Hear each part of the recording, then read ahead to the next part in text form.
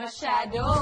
Hanggang ngayon daw ay iniintriga pa rin itong si female celebrity ng kanyang co-stars kung bakit single pa rin siya. Eh napag-alaman nila na mukhang hindi pa nakaka-move on ang aktres sa aktor na nang iwan sa kanya. Nakarating agad kay ex-jowa ang balita, kaya eto ang sumunod na mga eksena.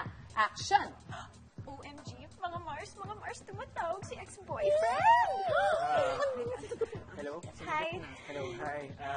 Hello, kumusta ka na? May nabaltaan kasi ako eh. Gusto ko lang mag-sorry sa'yo. Naku, ito na ba? Napatawad mo na ba ako? Naman, ikaw pa ba? Hindi kita mapapatawad eh. Naku, friend, mukhang nangangamoy balikan to, ha? Eh, single naman kasi ulit si aktor. Malay mo, di ba? And cut! Oh! Sino? Itong si aktor na mukhang nagpaparamdam dahil available na ulit. Kilala ko na, si The Rock. Gusto ko yun. Ano to? Ulit?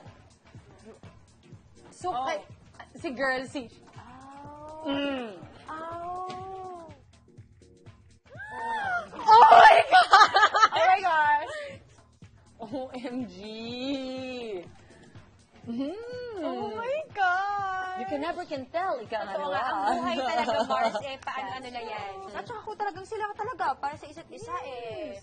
Walang makakapigil ng true love. Ano natin ba, mga samantala, abangan na lang natin ang mga susunod na mangyayari for